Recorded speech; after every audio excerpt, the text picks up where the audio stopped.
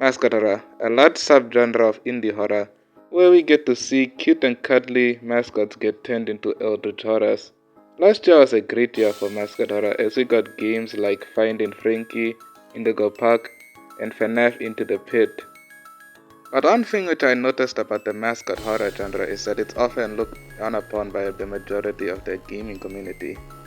In this video I'll show and tell you reasons that cause the hate for this subgenre, some being reasonable from an outsider's perspective, some from an insider's perspective, and a few that are a bit biased.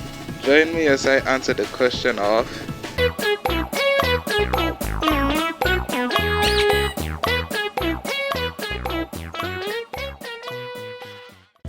Okay, before we explain the reasons of why this genre is so hated, let's explain what makes a game a mascot horror game. Well, you see, a mascot horror game is defined as a horror game that stars evil versions of children's mascots as the monsters. Or you can use my personal definition, the genre of horror games that is slowly turning me into a furry. Anyway, these games usually have a lot of lore, like experimenting on children or former employees of a famous kids franchise. Most mascot horror games like FNAF, Bendy or Indigo Park take place in a knockoff parody version of a real-life famous family-friendly establishment. FNAF is evil Chuck E. Cheese, Bendy is evil Disney, and Indigo Park is evil Disneyland. Not all mascot horror games take place in a parody version of a real-life kids franchise, however. Games like Poppy Playtime, Garden of Banban and Joyville base much do the whole evil mascot horror thing, but minus the knockoffs. That's base much mascot horror in my own words, but I recommend searching for a better explanation, especially since some people apparently consider Boldly and Hello Neighbor as mascot horror somehow. Anyway, with that out of the way, let's explain why people hate this genre. Well, the first reason is pretty simple. There are too many of them. Mascot horror was around since the mid-2010s, but exploded into popularity the moment FNAF Security Breach and Poppy Playtime Chapter 1 was released.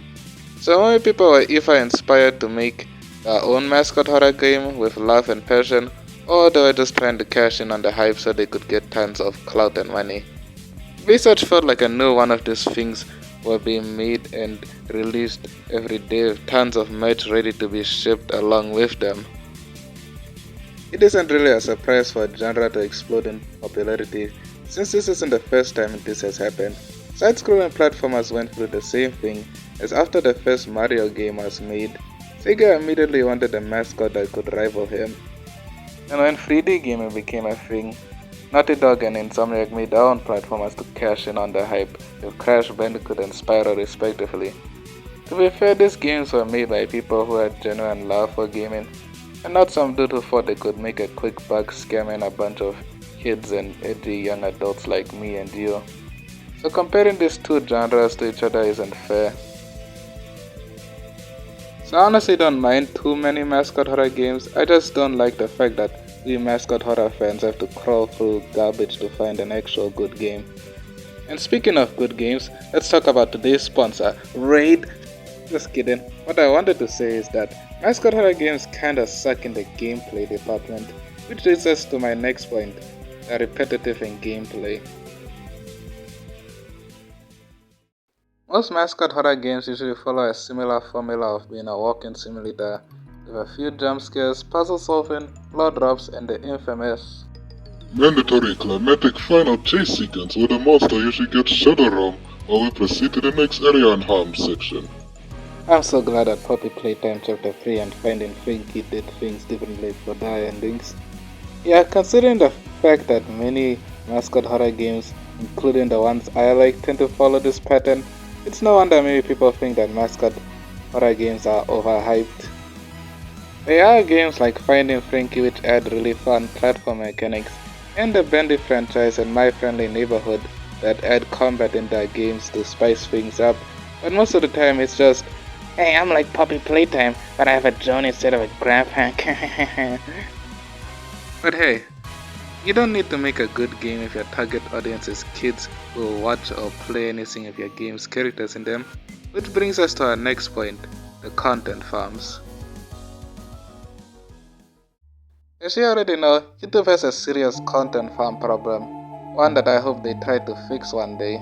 I decided to watch 5 content farm videos, 3 from Game Tombs, cause I heard that is the more decent compared to other ones, and I found that out the hard way. One from Troom Troom, and the last one from Hornstromp. I watched them and I wish that I never did cause they were interesting. The only ones that I really liked were the Game Tombs ones because despite them trying to profit off kids, they were more watchable compared to the Troom Troom and Hornstomp videos.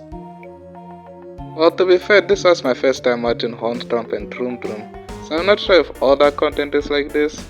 And I did once watch 2 FNF music videos from Game Tunes that my brother was watching that were actually decent, so I could be biased here. The Hornstomp video was just a compilation of videos that literally had nothing to do with the video's title or thumbnail. Not to mention the animation and voice acting kinda sucked. And the funny thing, it took me a while to realize that it was just a compilation of short cartoons. I think I only realized when the plot of the video changed in the first quarter of the video. I honestly thought that the Hornstomp video would be the worst, but in actuality, that was the Troom Troom video. This video is so bad, it casually changed its plot every few minutes. Heck, near the end of the video, the actors literally changed their roles and continue with a new storyline. I hated every second of it. It was so bad I just decided to watch it at 4 times speed to finish the second half of the video. Jeez, and everyone thinks Skip the Toilet is brain rot. Just watch a Troom Troom video, then you'll know what true brain rot looks like. I'm sorry.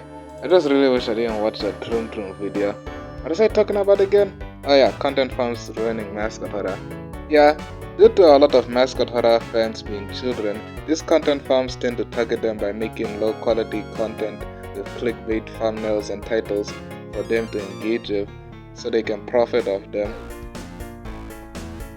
Of course, since these videos tend to get a lot of views and people often see their younger siblings, cousins or whatever watch these videos, they often associate the brain rot factor of the content farm's channel not to the creators of the content farm, but rather the IP itself, which of course makes them talk about it online and rant about why kids love these quote-unquote cringe characters.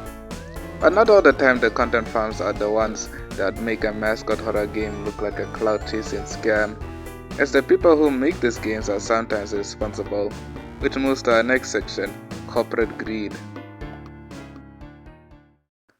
Some Mascot Horror games are just made for the sake of cashing in on the hype of the genre's boom to popularity, and a lot of them follow an episodic chapter-based storyline, with each chapter having to be bought on release, which can make people, both Mascot Horror lovers and haters alike, question if it's really worth it to buy a new chapter every time one drops. And not to mention, even the face of modern Mascot Horror, Poppy Playtime, already had merch lined up after the first chapter along with a controversial NFT scam. So yeah, it kind of makes sense why people would hate Mascot Horror, especially since a lot of Mascot Horror games tend to try to squeeze as much money out of a loyal fan as possible. So this is a reason that I can understand why people feel disgusted towards Mascot Horror. But also my last reason, which is gonna probably make a lot of people mad, is that people let the nostalgia blind them. Yep, that moves us to our next section, and probably the one which people are gonna hate the most. Nostalgia blinds old Mascot Horror fans. Okay. Before you pull out your pitchforks and torches in the comment section, just know that I am someone who grew up with Hello Neighbor, FNAF, Granny and other indie horror games. I love these games with my soul. I also think that people often try to use the nostalgia to explain why modern horror games suck. I can understand not liking a game because you don't like it, but you shouldn't also blame the game's lack of polish by comparing it to a game you played as a kid or watched someone play as a kid to explain why it sucks. Because it can really seem pretty immature when you start talking like an old person saying, "Back in my day, kids weren't scared of giant blue Muppet Man or whatever the hell a Gordon of Bam Bam character is. We were scared of Freddy Fazbear, Baldy, Granny and of course the scariest of all, the Ink Demon." I'm sorry if this part feels a bit aggressive. I just genuinely hate when people let the nostalgia blind our judgment. Anyway, I think you got the gist of the situation. What I'm trying to say is that Scary Monster isn't Freddy Fazbear plus nostalgic gamers equals hate non-5-bear monster. These are my reasons of why I think Mascot Horror gets so much hate. I'm someone who really doesn't like to post videos that are related to negativity, so this might be the only video I'll make on this topic. Even if it gets a ton of views, I don't really care. I kind of just wanted to see why this genre gets so much hate from the public eye, or just in the gaming community in general. And you could also share your opinions of why you think this genre is being hated so much, or give your reasons why you hate it, so that I can probably understand better. I love Mascot Horror Games, and I'm glad that new and cool ones come out every day, and I really do hope that the genre becomes more high quality and learns from the mistakes of failed Mascot Horror Games, and even the mistakes of big ones like Poppy. Heck, we even have fun games like the Amanda Adventurer games, or also Finding Frankie, that have more unique gameplay loops compared to other Mascot Horror games. So maybe we could have more games which have more unique mechanics instead of just making a knockoff grab pack. And who knows, maybe someone might make a Mascot Horror game that's like Baldi, which instead of making fun of games like Hello Neighbor and Granny, instead makes fun of modern Mascot Horror games like Ban Ban, Joyville and Poppy Playtime by being a parody of that and insulting generic Mascot Horror tropes. That'll actually be fun to see. Well, that's all I have to say for this video. Like and subscribe if you're new, and check out my previous videos. Anyway, later nerds.